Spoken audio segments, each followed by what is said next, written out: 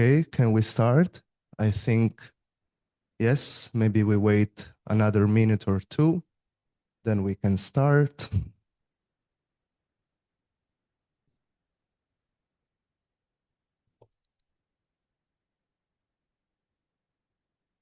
Okay, so in the meantime, we wait for other audience to connect.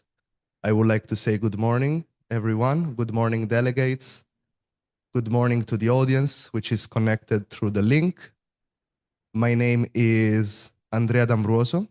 I am the project manager of COPMEC, a development initiative financed by the Italian Ministry of Foreign Affairs and implemented in partnership with ASEAN, the Association of Southeast Asian Nations.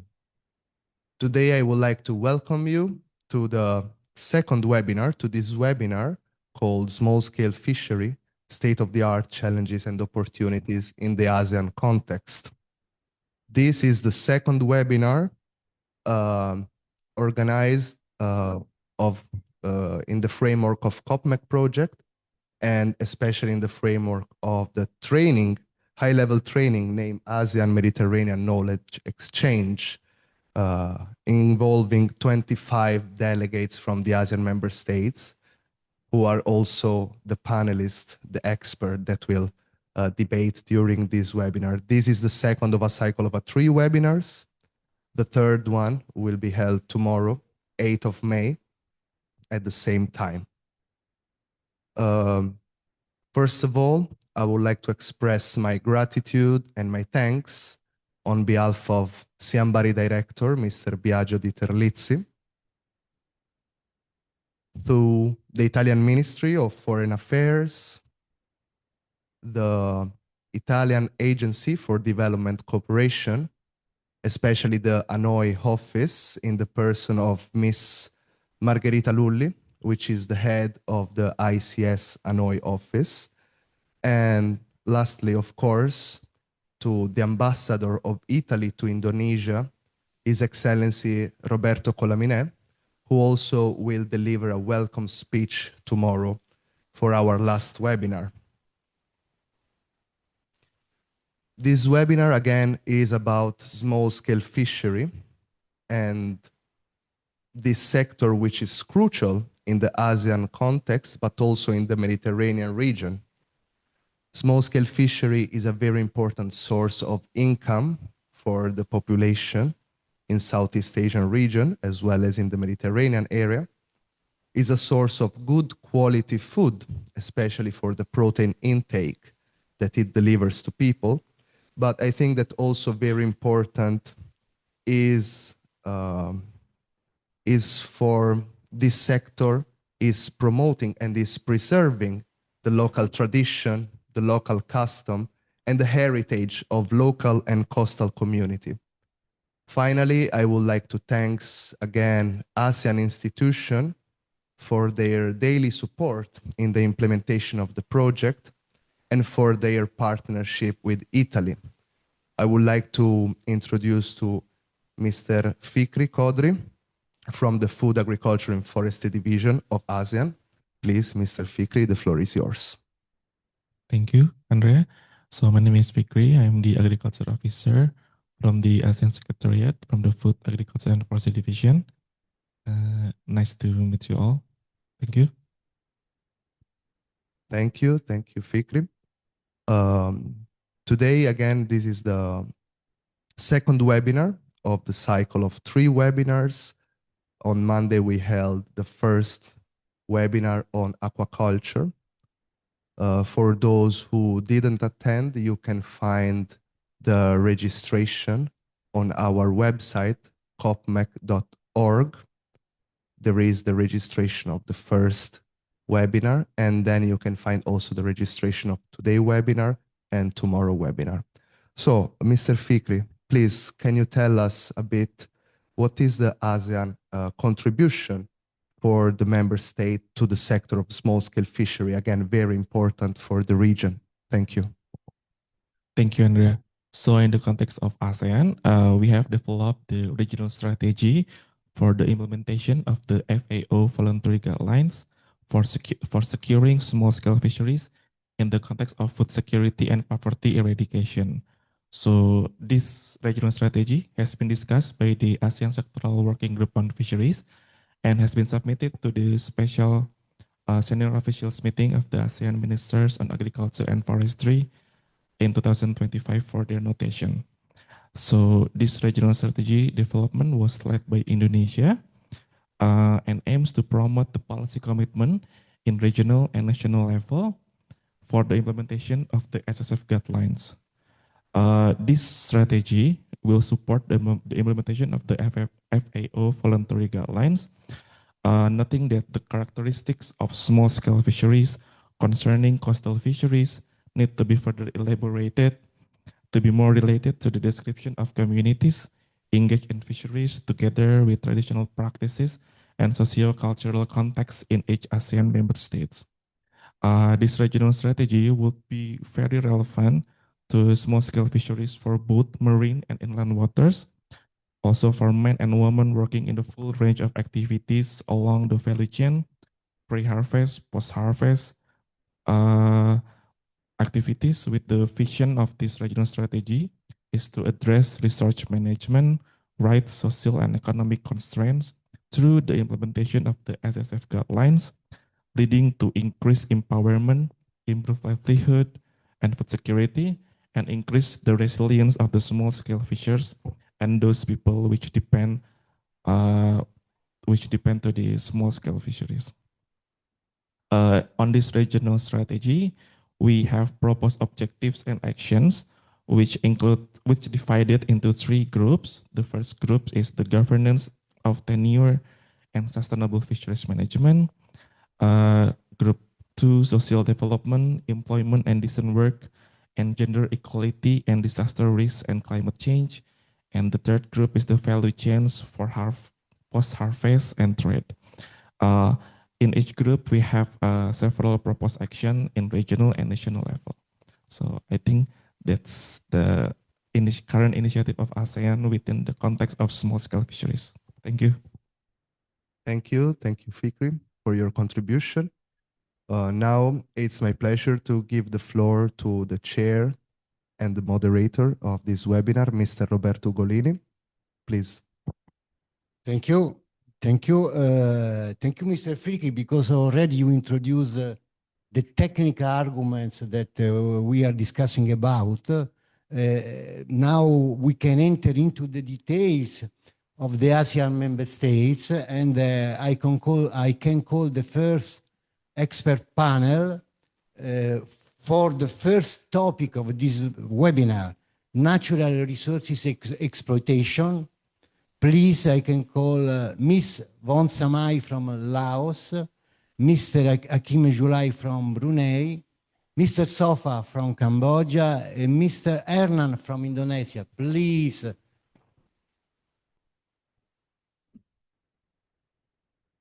It's a pleasure to give the floor to the first speaker, Ms. Von Samai from Laos, please.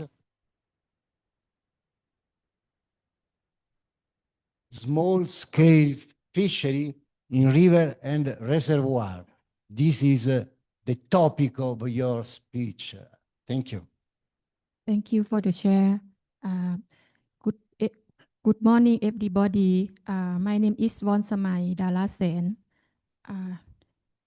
I representing the Fishery Division of Department of Livestock and Fishery in Laos PDR. Today, I will talk about the status of small-scale fishery in Laos PDR in case of the river and reservoir capture. And I will introduction a little. Laos is the landlocked nation. Our aquatic resources are entirely inland and freshwater bed. Encompassing the Mekong River is various tributary reservoir, vast plain, and rice field. For the small-scale fishery care and technology, The fishing practice in Lao PDR utilize traditional low-impact equipment such as cat nets, gill nets, hook, and line.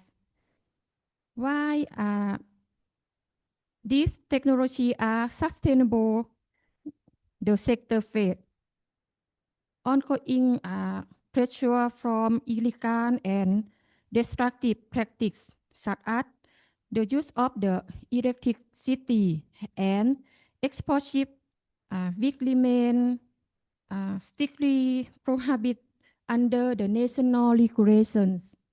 The next is I will talk about the challenge modern fishery. For the key challenge, the first one is hydropower development. The construct of the dam on the Mekong River and its tributary significant disrupt migratory pathway. Alter the natural flood cycle and lead to measurable reduction in fish population. The second is the overfishing and demographic pressure. This one is the rapid population growth and the resulting increase the demand and the demand for the protein are putting unprecedented pressure on finite aquatic resource. The third one is climate change. Fluctuation in rainfall and river flow pattern are degrading fish habitat and disrupting traditional seasonal fishing cycle. The fourth is habitat degradation, the loss of wetland, increasing population and shift inland use pattern are reducing the overall productivity of our aquatic ecosystem. That's all for my sharing. Thank you. Thank you. Thank you, Miss. Thank you, Miss Onsamai. Very important argument and challenge because in Southeast Asia, in ASEAN context, also in freshwater, river and reservoirs, small-scale fishery is a very important sector. And the policymaker must take into account the opportunity offered from the small-scale fishery in freshwater from social and economic point of view. Next contribution from Mr. Hakim Julai from Brunei, data collection and challenge in small-scale fishery. You have the floor. Thank you. Thank you, Roberto. Good morning and good afternoon, everyone joining the webinar. My name is Muhammad Abdul Hakim bin Julaihi, Head of Section for Captive Fisheries Industry at the Department of Fisheries, Brunei Darussalam. So what Mr. Roberto just mentioned just now, the challenges in small-scale fisheries. In Brunei context, we have around 1,600 fishes currently licensed in the department, but not all of these fishes share their data catch with the department. So why this data collection is important? It's because that without enough data, we cannot provide any analysis to assess our fish stock health assessment. So data is needed to provide scientific evidence to plan our fisheries resources, to manage our fisheries resources strategically. So without data, we cannot have the support in terms of marine conservation. So, and then we cannot support the livelihood of our fishes, and because of that, we cannot have that the protection of our environment at the same time. So how we do this is that by conducting roadshows or socioeconomic studies, and then other parts will be like we ask the fishers of what things they are needed, what are the concerns they are in catching fishes, and then through the programs of deploying artificial reefs for nursery grounds, and then FADs, fish aggregating devices, to track fish for feeding grounds, and at the same time to have a place for fishes to catch fish outside of the marine protected area. And then you can also have capacity buildings such as GPS fish finders to help the fishers to catch fish and then to identify the location that has more fish in the area. And also in terms of outboard engine maintenance and diagnostic, so that they don't need to hire third party to repair the boat, repair the engines in the long run. And then so what this means is that we can control our food security. So without data, we cannot assess the self-sufficiency assessment. And then another part will be like in terms of the fishes, we can support them. If we know that there is limited fishes in the water, we cannot diversify our economy, their economy. So with knowing the fish status health, we can identify which species is a lot more than the others. From there, we can suggest to the fishes to add value to that species. So it can be catching certain species to develop further for high value or added value products. So with that being said, without any data, we can, if something that you cannot measure, you cannot manage that matter. So I think in terms of the cooperation or collaboration, so the government sectors, private sectors, fishers, we need to cooperate and work together to have that sustainable coexistence between humans and the environment. That'll be from my side. Thank you, Mr. King July. Data collection is very important because it's the key instrument to give evidence to the sector importance, to give elements to the policymaker, to increase the level of influence of the stakeholders, to implement program project activity. Mr. Sofa, from Cambodia, your contribution on co-management community, small-scale fishery and lesson learned. You have the floor, please. Yes. I'm Sopa, Director, Department of Community Fishery, Directorate of Fishery, Cambodia. I'm pleased to share with you all the experience and lesson learned from the application of fishery co-management in Cambodia. You know, in Cambodia, inland and marine fishery is very important for food security and also family income. So that's why it lead to overfishing. And Cambodia dominant, but the small scale fishery, we have 80% of small scale fishery. And then the large and medium scale represent only 13%.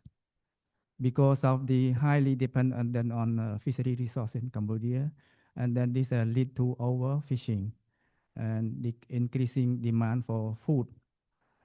Then fish stock decline, and then this is causing a conflict. The conflict is a conflict between small scale fishery and large scale fishery. To solve this problem, our government of Cambodia have decided to have a fishery reform in year 2000. Then we abolish all the barasa, or called the large scale fishing lot, which is cover more than 1 million hectare in inland water. And also at the same time, also we apply co-management, fishery co-management. And then to apply fishery co-management, very important that we need to have a legal framework. In the legal framework, we have a fishery law, and we have a royal decree, we have a sub-decree and declaration by the Minister of Agriculture, Forestry and Fishery. You know, without the legal framework, we don't know how to go about the fishery management and community fishery management. This is a roadmap for our implementation of fishery co-management. And with this fishery co-management, fishers have given rights and responsibility and the opportunity to take part in fishery co-management in Cambodia. Then they also make their own decision making for the future of the fishery and sustainability fishery management. With this co-management, we established a community fishery throughout Cambodia. So far, we have established 516 community in inland water and freshwater. And this is done through free and fair election, general election. Fisher established as a group, and then they vote to elect their chief of community and the committee member. Usually, we have from 7, 9, 11 committee member. And then the member of committee can be ranging from 300 to almost 1,000 fishers per community. And this fishery co-management give the chance for them to manage by their own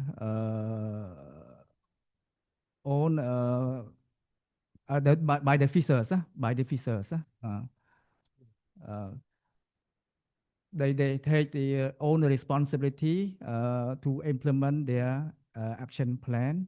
And this action plan is supported and facilitated by many NGO and government in technical and financial support, and also receive continuous capacity building, and also implement fishery law. So the fisher they participate in illegal fishing patrol, and fishery conservation management establish a conservation area voluntarily by their own willingness.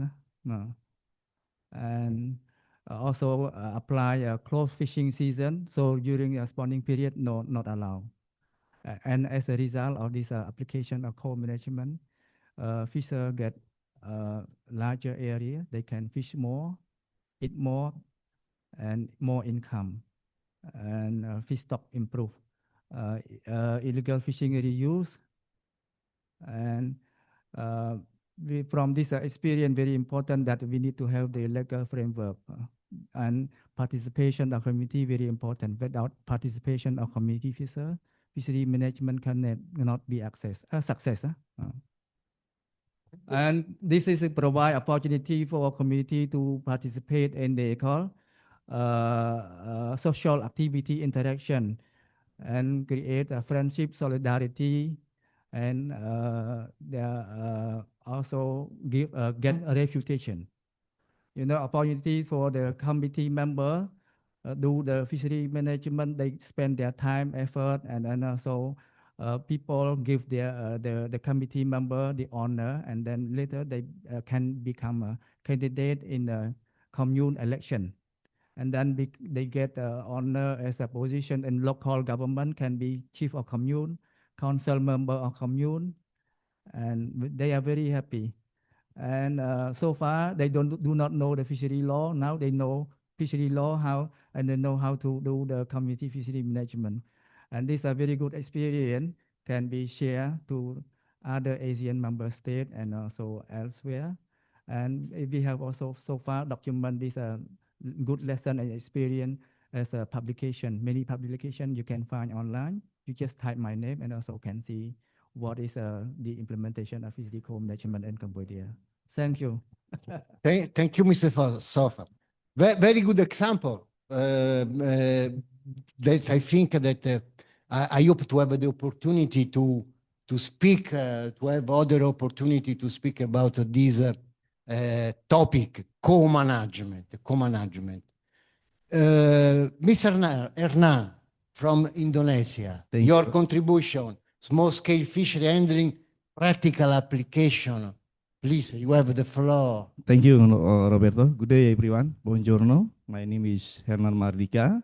I serve as the head of Aparatur Education and Training Center, Ministry Marine Fisheries, Indonesia. It's a good opportunity for me to be here, and I would like to share about certification in fish handling skill on board to empowering small-scale fisheries for better future Indonesia. To understand the scale of our mission, we must look at the data, 2024 data from our minister. There is Indonesia produce 7.81 million ton fish annually, and then 3.2 million people in the sector, small scale fisheries, with 1.17 million fishing vessels below 10 gross tonnage. That means they are the classifying part of small scale fisheries also. Small scale fisheries are the backbone of our maritime economy, contributing to 223.25 trillion rupiah for our national GDP. They dominate our fisheries structure, generating approximately 80% national fish production is coming from small-scale fisheries. So our fishermen is along coastal of area and small island that all open know that Indonesia is archipelagic country with the long line of beach. That means is very strategic and important for small scale fisheries. To ensure this priority, we emphasize 5 core principles of fish handling skill on board. There is processing the catch quickly, and then rapid chilling.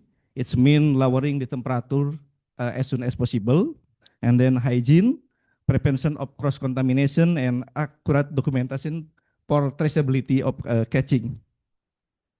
When our fishers are competent also, it will be good quality of fish. It means the revenue will be rise. Then it is the foundation of our prosperity for small-scale sector. Then our government have 3 initiative to achieve the goals. There is competency development, and the second is capacity building, and the third is Koperasi Merah Putih or cooperative to accommodate and to interpret of our goals. Competency development, we utilize corporate university and our learning management system as a hub of knowledge management. Through to this program, we have a training of trainer for officer or official government who have responsibility and related to this skill. After they get this TOT, they also have to capacity building for our fishermen. So our fishermen get a certification for fishing handling skill on board. With our fishermen competent, we have also cooperative, Merah Putih cooperative, as integrated for those all initiative. So the cooperative have function as a center of business fisheries in a coastal community.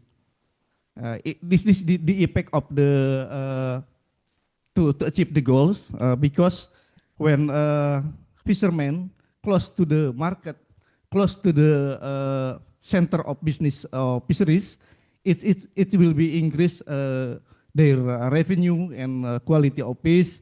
Then is this the foundation prosperity of our national. Thank you, Mr. Roberto. Thank you, thank you. Let me just to remark one aspect, taking into account your contribution. There is no sustainability without the economic aspect. So sustainability means also, sometimes above all, good income for the fishermen.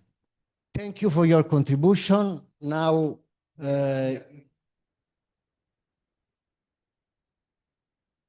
sorry? Okay, okay. Thank you for your contribution. It's time to enter into another detail.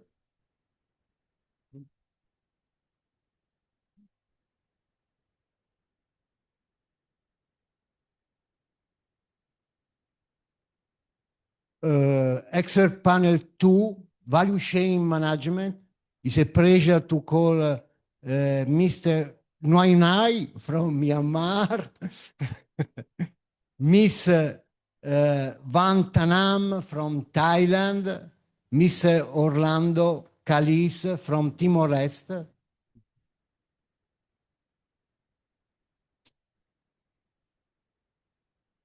Topic: small-scale fishery supporting livelihood and food security. Mr. Nguyen, you have the floor. Thank you, sorry. Thank you, Chairman. Yeah, and good morning, everyone. My name is Nguyen Myate, and I'm from Myanmar. I'm currently serve as the Deputy Director at Department of Fishery and at the Ministry of Agriculture, Livestock and Irrigation. Today, I would like to share small-scale fishery, and also known as artisanal fishery in our country. My country has a very long coast, about 2,800 kilometers. this main fishing is the most of the important sector. And now I would like to highlight now I would like to highlight why this diet is so vital. And in Myanmar, over 1.5 million fisher and Thai family depend directly on the small-scale fishery for their livelihoods. This small-scale fishery is for the primary engine for food security across the country. Now let's look at this characteristic of small-scale fishery. And artisanal fishery use traditional method, small boat wooden, and usually enter the 40 feet inlet in engine powered by less than 50 horsepower. They operate mainly inshore near the area within and 10 nautical miles. Now, however, despite their importance, small-scale fishery is the face of the challenges. The biggest one issue is the illegal fishing. Large industrial boats are come often into these areas and reserved by small boats. So this creates a lot of terrible less leaves the fish for the local. So also the fish stocks are going down, and our fisher is less technology. They don't have the coastal gate to fish for to catch fish for fresh. So they got often the lower price and for their fish. Now I want to discuss about what the management and governments. The small-scale fisheries in Myanmar management by Department of Fisheries, work together with the local authority. This is growing as a focus on co-management and community-based and co-management approach. But we need stay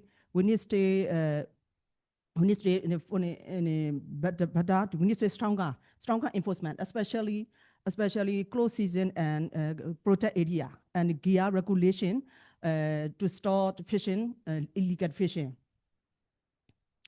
Now, in conclusion, in our small-scale fishery in Myanmar, so are vital to food security, local community, food security.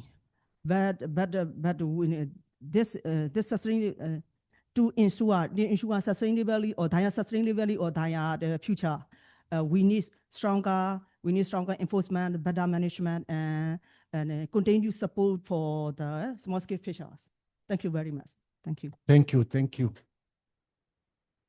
Very crucial point, because we have to sector stakeholders, according to your contribution, must remark that a small-scale fishery exists because it's offering high-quality products to the consumer. This is the main reason that we have to remark to give value to the small-scale fisheries. Next contribution, Ms. Van Tanam, small-scale fishery participation approach. You have the floor. Thank you, Dr. Roberto, and good morning, everyone. My name is Wantana. I'm from Thailand. I work for the Department of Fisheries under the Ministry of Agriculture and Cooperatives.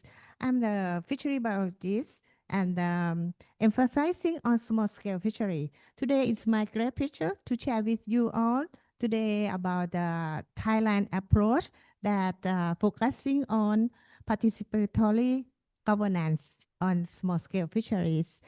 That you all quite understand that small-scale fisheries play a vital role for the food security, and also they are the sustaining the coastal livelihood and local economies. In fact, in Thailand, 80% of the fishing vessel is small scale. Yeah, and this is highlighting that their importance to the sector. But anyway, they still have multiple challenge facing, ranging from the climate change and degradation of fish habitat until up to the uncertain of income, and also about the the limited or bargaining power in the market chain. So this kind of the challenges require not only the top-down policy, but of course they require the empowerment of the fisher themselves in the participatory approach. So under this approach, Thailand has been adopted the participatory framework under the Royal Ordinance on Fisheries. This framework ensures that fisher is not only the beneficiaries, but they should be the active partner in decision making.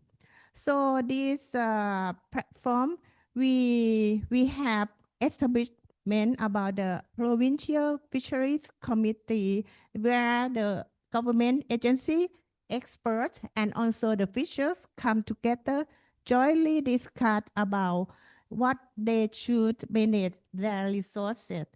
This will bring about the local knowledge to be integrated with scientific data together and leading more practical and locally appropriate solution for the fishery management in the area. And not only this, we promote the formation of fishery community organization. This organization is to get the platform for the fishers that they can work together. Also, they can select to build their strengths, and also they try to managing their resources. Currently in Thailand, we have this organization, more than 3,500 organizations across the country that register with the Department of Fisheries. And this organization, they don't only talking and discussing, but we empower them to decide and propose their own development project in their area. And if the project is meet the sustainability of the fishery resources, the government, of course, Department of Fishery will support them and scale up like that to make it more expanded to others. This kind of challenge and empowering, we need the cooperation between the expert, the government, and also the fishery organization as well. In my conclusion, I might say that participatory is not just the option, but it should be the essential format that necessary for receiving the sustainability of fisheries and also the food security of the country. This is the view that today I can share with you about the participatory approach in fishery in Thailand. Thank you very much. Thank you for your contribution. We agree with your conclusion, I think. Community means also organization to present to the institution the demand and the needs of the communities to improve the food production in terms of both quality and quantity. Mr. Orlando Cales, from Timor-Leste, fishing technology, your contribution. Fishing technology and capacity building is more. Thank you, Mr. Roberto. You have the floor. Webinar moderator, Mr. Roberto, thank you for the opportunity for the Timor-Leste to share some information regarding to the capacity building for our fishermen. I am Orlando Calis. I am from Timor-Leste, working in National Directorate of Fisheries and Aquaculture under the General Directorate of Fisheries, Aquaculture, and Aquatic Resource Management. Now I want to share some information regarding to the capacity building for the small-scale fisheries in Timor-Leste. Last week ago, I presented with the challenge and the opportunity.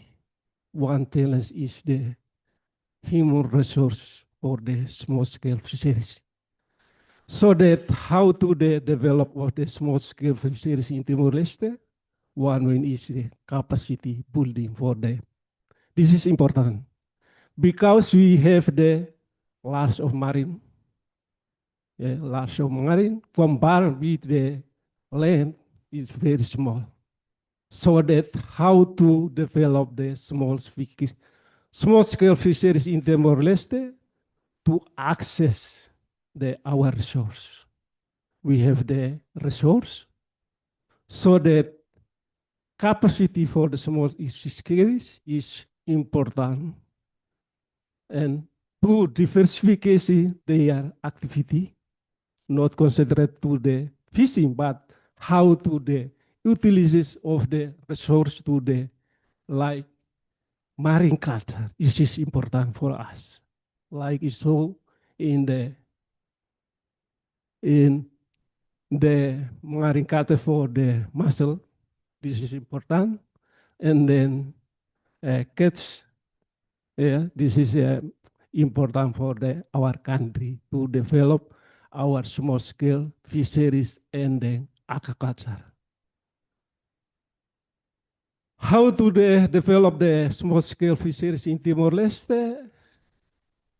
Now our fishermen only utilize the small boat with the number of the fishing gear is very limited, so that government every year provides some budget to support our fishermen, like boat and then engine, fiberglass, every year the government provide the budget to support our fishermen. The objective to increase their income, increase their production to reduce the malnutrition in Timor-Leste. So that capacity for the fishermen is important for the Timor-Leste. Now we have the artisanal fishing. So that how to capacity them and go to the offshore, no, but we need the facility for them to support their activity to increase their income. I think this short information to share for all of you. Thank you. Thank you. Thank you. Thank you. Thank you. Very good. We know the problem of fishermen that to produce, but they need equipment, and in this case there is need to support the sector from financial point of view, organizing cash transfer modality, financial resources for the fishermen, and also for the community, that sometimes can manage the money for the benefits of the fishermen. Thank you for your contribution. Now I can call the last expert, the expert for the last panel, for the last topic that is very crucial. Miss Ariati from Malaysia, please. Miss Queen from Vietnam. Miss Maria Jaime Sobreba from Philippines. Topic: institutional and policymaker action. Miss Ariati, policymaker role and contribution, you have the floor now. Thank you, Mr. Chair. I'm Haryati from Department of Fisheries Malaysia.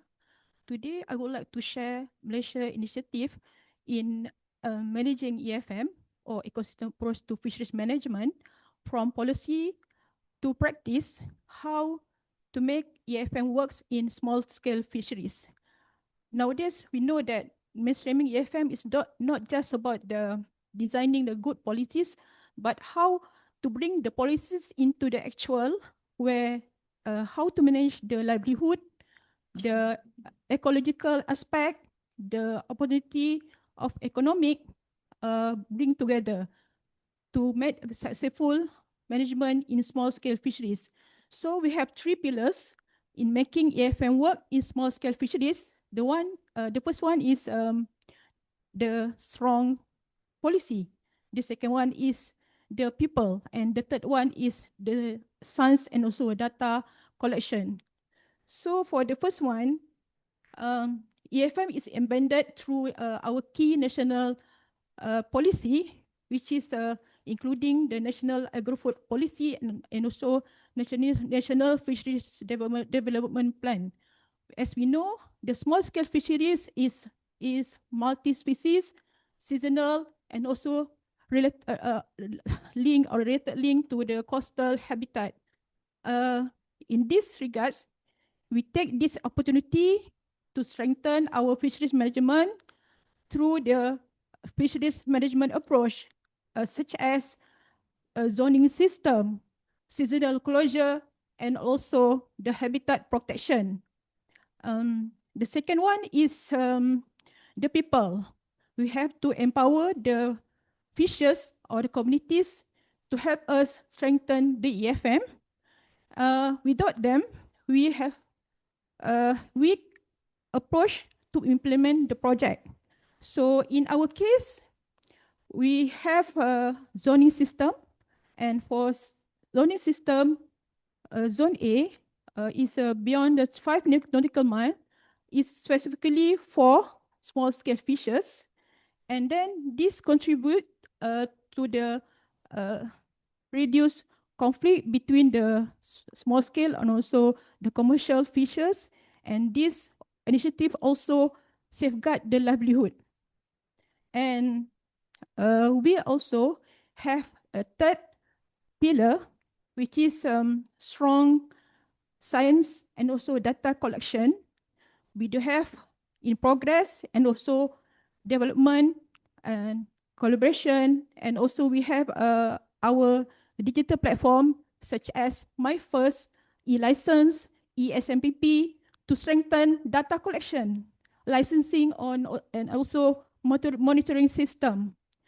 For example, in the case of our anchovy fisheries at the West Coast Peninsula, Malaysia, the indicators such as CPUE and also MSY help us or support us to reduce, to introduction the seasonal closure, and also to manage bycatch and to improve bycatch management. In my point of view, as a conclusion, mainstreaming EFM need a collaboration and also cooperation from the stakeholder focus in small-scale fisheries, support by governance, scientists, and also strong data collection. That's all. Thank you, Mr. Chair. Thank you. Thank you. Thank you.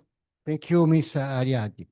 You remarked some very important question on which kind of, let's say, mitigation action we can implement between the small-scale fishery and the industrial fisheries. We can discuss about this argument. Other next contribution, Ms. Queen from Vietnam, small-scale fishery policymaker. Scenario, again, you have the floor. Yeah, good morning, everyone. Yeah, my name is Queen, and I'm an officer. I work at the Division of Policy and Legislation in the Department of Fishery and Surveillance under the Ministry of Agriculture and Environment, Vietnam. Yeah. Today, I would like to talk about fishery industry, especially is small-scale fishery policy maker scenario and contribution in Vietnam. You know, Vietnam has excellent characteristic to develop fishery. We have a long coastline, we have a rich system, river and lakes, but marine resources are not infinite. Every year we deal with extreme weather and typhoon, which hurts our progress in the fishing sector.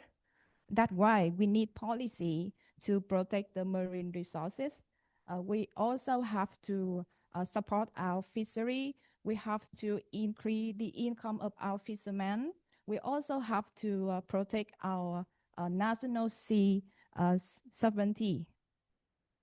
But we don't focus on managing the scale of fishing industry. Our policy focus on sustainable and responsible fishing.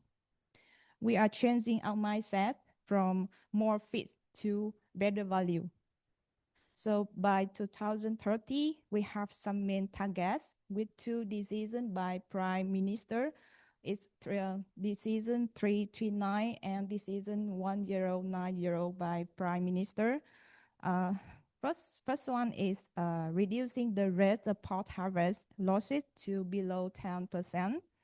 Second one is reducing vessel accidents to below 1 case per 1,000 vessels per year. Now we have more 79 vessels. Yeah.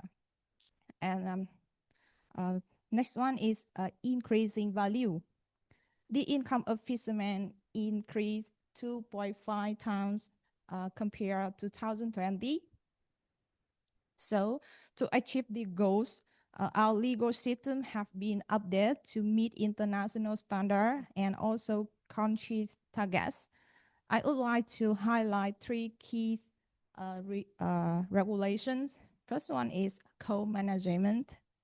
Since 2017, we have empowered local community to take a lead in protecting marine resources and also MPA. Did have fishermen become more active in both conservation and economic development. Second one is a livelihood transition. We provide fee exemption for using sea aerial to 2 group fishermen. Fishermen have main income from aquaculture activities, and fishermen conversion from capture fishing to aquaculture. And next one is traceability and quality control.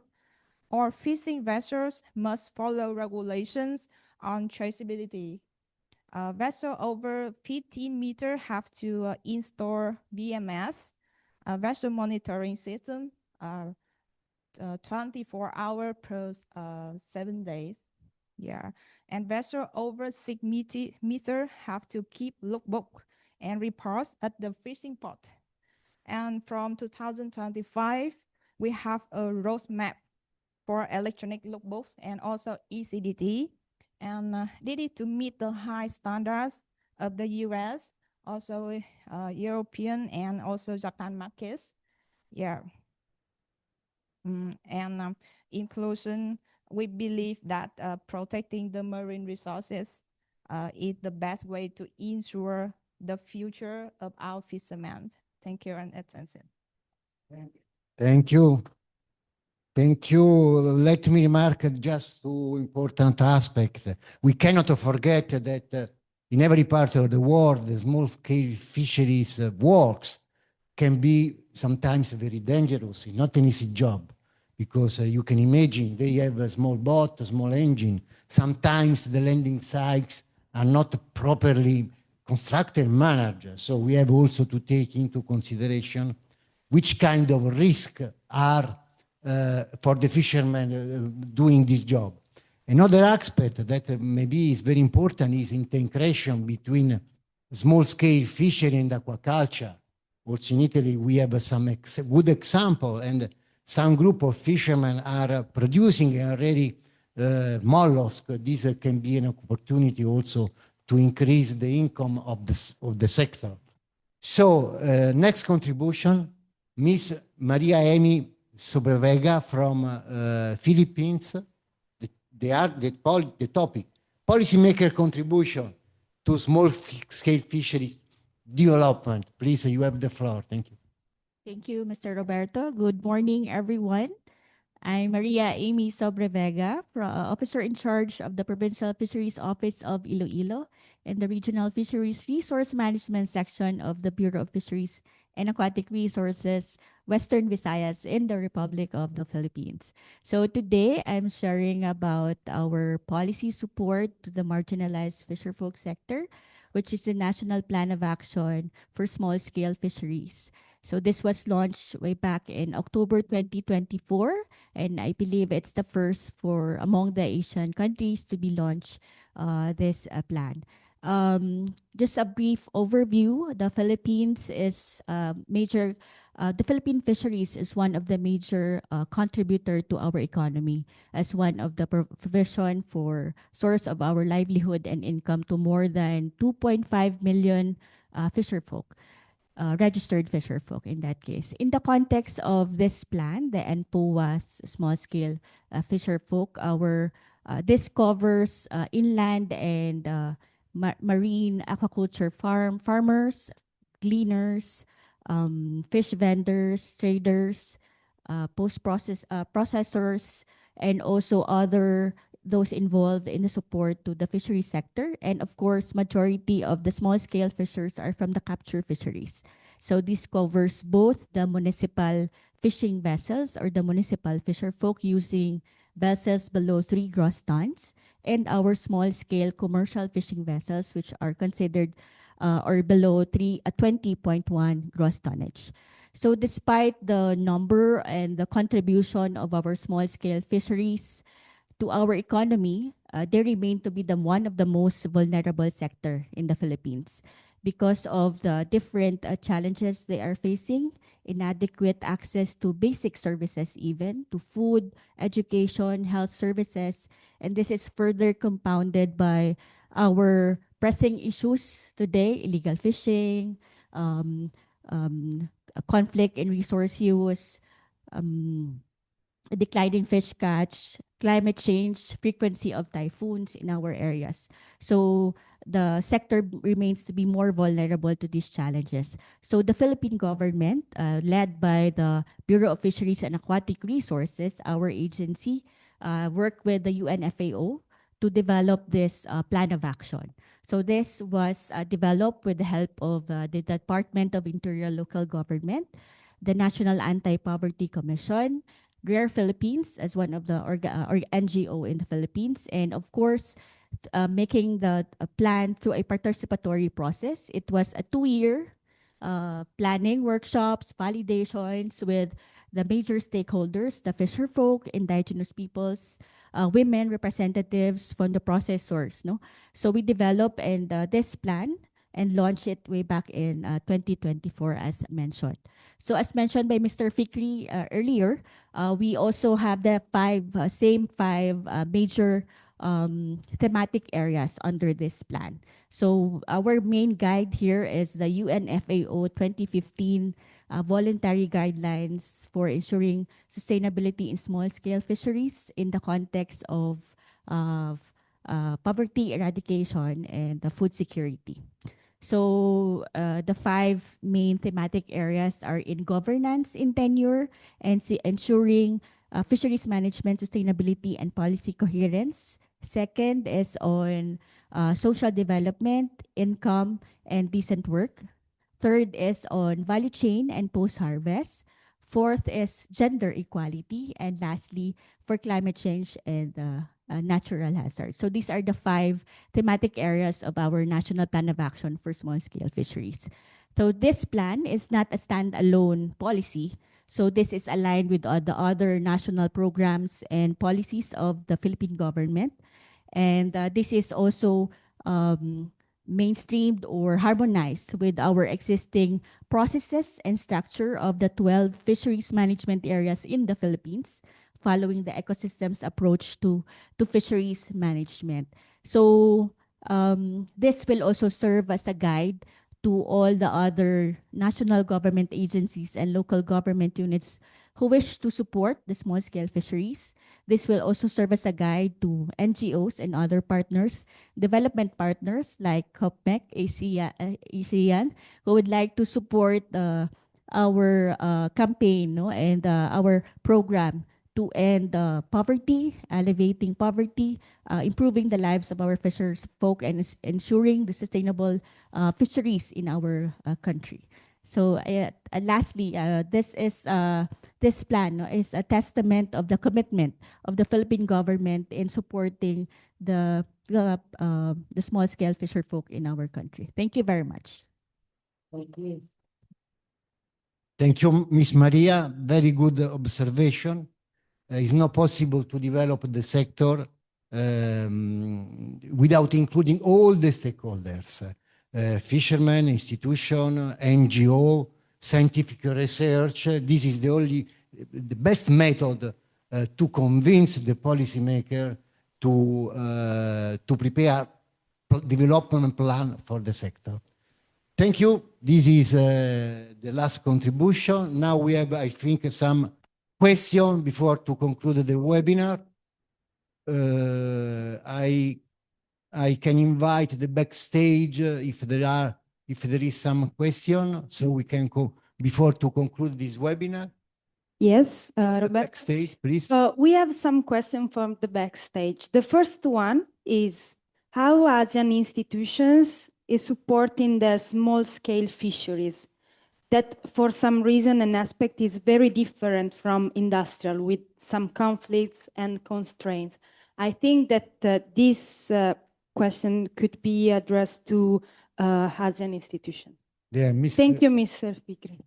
Mr. Fikri, you can come here again. The question is more or less linked to your introduction. Maybe you can remark some aspect. Just thank you for this additional contribution. You have the floor. Okay, thank you. So from the regional strategy, we do have some proposed activities plans, which are stock taking exercise on 10-year right models for small scale fisheries.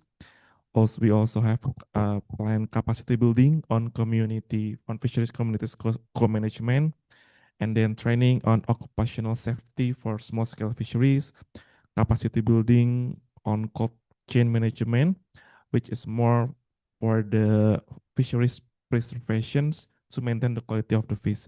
I think so far that's the proposed activities within our regional strategy to support the SSF in regional level and ASEAN level. I hope this clarifies, and thank you. This is a good what can I say, good comments, because according to our project and also according to ASEAN policies, small-scale fishery needs not only national support, but also regionality approach and regionality development. Thank you, Mr. Fick. Thank you, Mr. Any other question from the backstage, please? Yes. How policymakers are supporting the sector in an operational way? I think this question can be open to different countries, Roberto. Yeah, I think that the argument of the last expert panel. So what happened in, let me, I can call again, please. Miss Ariati, Miss Queen, Miss Maria, can you come again? And Miss let me, Mr. Nan from Indonesia, Mr. Sofa from Cambodia. Please, just to complete this contribution that is crucial. Please, you can sit here. Okay, so policymaker is a crucial aspect. Which is the approach that we have to follow to increase the level of influence of the sector for the benefit of the sector, inviting the policymaker to consider better the small-scale fishery sector. You have the floor. Thank you. Thank you, Mr. Roberto. For me, in Indonesia, to protect our small-scale fisheries, we have regulation for catching in the water. We devise 3 lines. First line is for 0 to 4 nautical mile. This is special for small-scale fisheries. For boat under 5 gross tonnage. And then the second line is 4 to 20 nautical mile. This is for boat from 5 until 30 gross tonnage. Another third line is more than 12 nautical mile. This is for industry fishing vessel. So this is protect our small scale fisheries from to prevent the conflict between small scale fisheries and the industrial with the three line of our sea. Maybe this is an example from Indonesia. Thank you. Please, another contribution. What happened? You have the floor. Thank you. For the case of the Philippines, I think we have different manifestations of the awareness and also the support of our policymakers and also the executive branches of the Philippine government. First, maybe for the Senate or legislative bodies, legislators at the national level have passed several bills already to support the small-scale fisheries. Second, at the executive level, we have different platforms or avenues for our fisherfolk representatives to be heard at the national and then the municipal level. We have the National Fisheries and Aquatic Resource Management Councils, which are an advisory body of fisherfolk representatives from the different sector, from the municipal, commercial, post-harvest, and even the academe sitting in this council. So this is led by our Undersecretary for Fisheries, and which of course reporting to the Secretary to the Department of Agriculture. And also I would like to share one of our major campaign or celebration every year. We are celebrating the monthly Fisher Folk and Farmers Month every month of May. So during that month, we are recognizing and selecting a regional Fisher Folk director. So we select, or the Fisher Folk select a Fisher Folk director among themselves who will serve or sit and experience becoming a director of the Bureau of Fisheries and Aquatic Resources for 1 whole month. So we are also, that's a part of our celebration, a recognition of the contribution of the small-scale fisher folk to our economy. So I think that's it for the Philippines. Thank you. Very good. Thank you. Another contribution? Okay. In my perspective, for government of Malaysia already do or initiate the various initiative through along the value chain from the sea until the consumer, which is we already set up, like Indonesia, we already developed or set up the zoning system to protect our small scale fishers, to reduce the conflict between the fishers, between the small scale and also the commercial fishers. And we also have a various capacity building. For example, the EFM training for the fishers to increase their knowledge about how to take care of the ecosystem. And we do have training for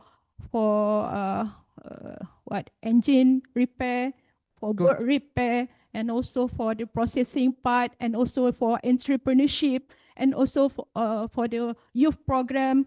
I mean, their child involved in this community of fishermen. So government of Malaysia already have many initiatives to support the small scale fisheries. Thank you. Can I give the floor to Mr. Sofa now? Because so we can have it. Okay, Yeah. Mr. Sofa, come. Yes. Yeah, you have the floor. You already remarked some aspect, but please. Yes. Thank. I very pleased to share with you the policy intervention for fishery management. You know, policy is very important to shape how to go about the fishery management for the purpose of food security, income of fishermen, and sustainable management of fishery. From our experience during the implementation of the fishery management, we can see that especially inland fishery resources change very quickly because they have like spawn in like inland fishery in Cambodia. Fish spawn during May, June, July, and then in October we open fishing season, and that is the start of the fishery. The size of the fish size can grow very quickly, and then so that's why the status of fishery resources change very quickly from year to year.